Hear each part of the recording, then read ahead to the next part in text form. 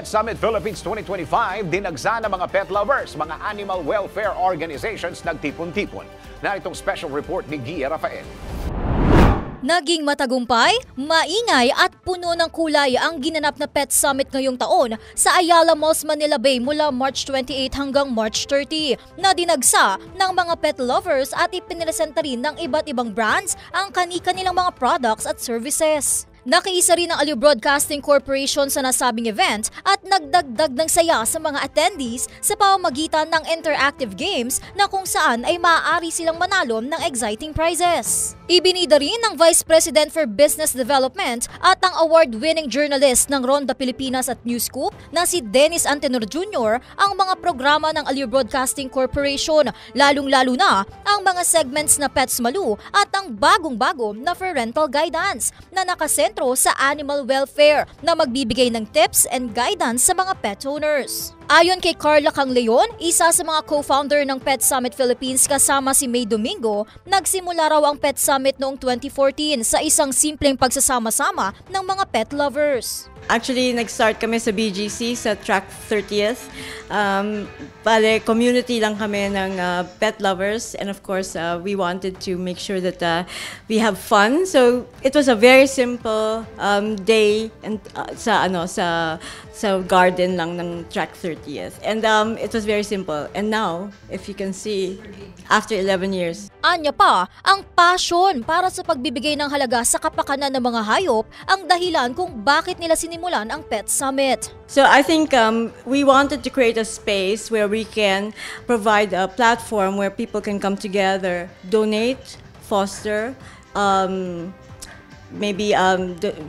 donate, foster, adopt, and of course find a way as well to help and assist the animal welfare organizations. So what we did was we put together all these organizations in one place and then also created the fun part of it. Isa naman sa mga exhibitors ay ang Yum Yum na 2 taon ng kabilang sa Pet Summit na nag-o-offer naman ng treats para sa mga aso na mayroong 2 variants para sa mga puppy at adult dogs.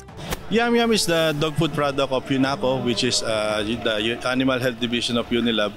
We launched Yum Yum Dog Food last 2023 here in Manila and also in the provinces. Bukod pa riyan, aktibo rin ang Yum Yum sa paglahok at pagsuporta sa mga organisasyon na ipinaglalaban ng animal welfare.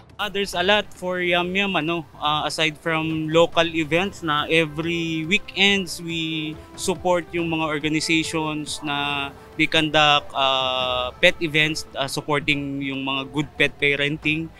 What's big na nasa next is the CDO Expo. Higit sa lahat, hindi mawawala ang mga animal welfare organizations na patuloy na ipinaglalaban ng kapakanan ng mga hayop sa pamamagitan ng kanilang mga campaigns katulad ng Animal Kingdom Foundation, Cara Welfare Philippines, PETA Asia at Cats of Manila. Sa ikatlong taon ng paglahok ng Philippine Animal Welfare Society o PAWS sa Pet Summit, kasalukuyan nilang itinutulak ang bago nilang campaign para sa mga stray cats. It's our new campaign para i-uplift natin yung mga pusang Pinoy. So, kadalasan, again, sila yung mga pinapabayaan sa kalsada, sila yung mga tinatapon. So, given the chance, nakita natin yung rescue ni Miss Jody na si Naiya na from hindi kagandahan, anything. Sabi nga ni Miss Jody, kahit ano o kahit sino, pag inalagaan at minahal mo, gaganda at gaganda din.